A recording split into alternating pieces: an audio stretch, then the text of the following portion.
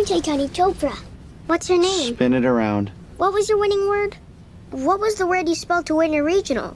To get here? If you don't point that curry hole that way and sit your ass down on that seat, I'm going to tell the captain that your bag's ticking.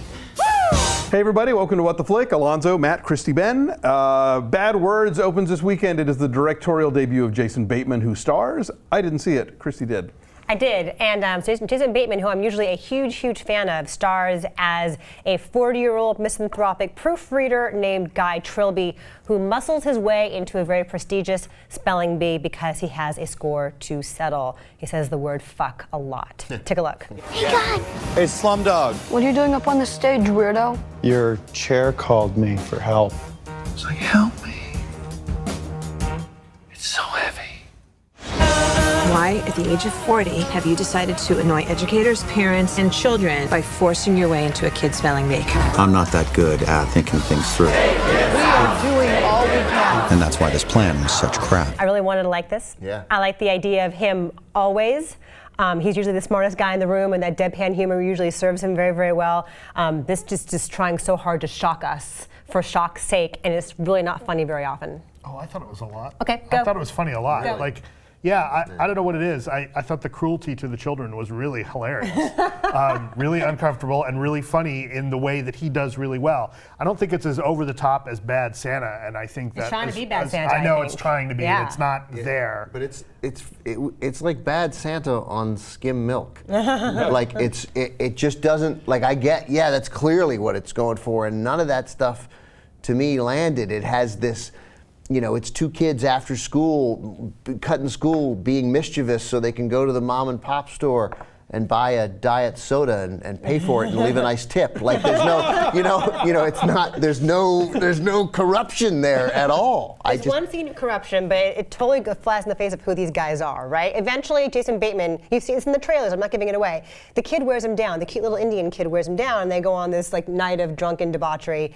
That makes no sense given who they are and the situation that they are in. I didn't believe that. No. Yeah, it's a funny moment. It's a funny sequence, but go ahead. that felt like a montage to me. It didn't quite, and there also there were no repercussions for it. None of the things. I don't mean repercussions like they should have paid some price, and the idea of like the old production code that no, he committed a crime, you must pay, you must not get away with it at the end. I just mean like In realism's like sake. the kid drank whiskey and he never threw up or felt bad or any of the things that there was no payoff for any of their obscene behavior.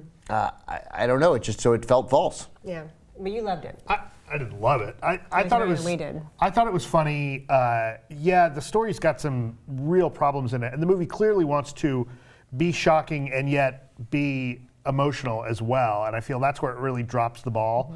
Yeah. But I thought that the jokes in there were enough laughs for me. I found myself laughing a lot more than I thought that I was laughed going some. to. I definitely laughed some. He's too good to me. And Yeah. that's the thing, like, and Kathryn Hahn is really funny in this too. And I found myself laughing relatively consistently to the point that I'll forgive a movie a lot if the laughs deliver. And yeah, there's gaping holes in the story, and the story doesn't really, you know, I think it's a bad fit, but I think that for me, the laughs made it work. But the Kathryn Hahn character I found to be a huge distraction because her motivation, A, she's not fleshed out at all, but B, her motivation is so sketchy. Like, he's just a dick, right? Billy Bob Thornton in Bad Santa is an interesting dick, at least, but this guy is just a jerk, and yet she's paying his way and sleeping with him and getting abused by him. And then what, for a story, who cares about his story? Go Who ahead. cares about his story? And then at the moment, I mean, who cares about her? It's an interesting story. It's not quite worth her massive investment to get that story. And then his turn seemed just completely like, oh, I guess we have to end the movie, so we'll make him do this emotional turn. Now he has feelings. I totally agree with you. If the laughs are there, I'll forgive it all. I clearly, like, if you laughed 11 times, I laughed 5, and it didn't. I just I didn't laughed get more than 11 times. All right. Well, I don't think I laughed more than 5. The kid was okay, but Rohan Chand. he was good. He's talented. He'll work more, but I don't know. I just didn't. It didn't. And maybe the most egregious misuse of Allison Janney ever.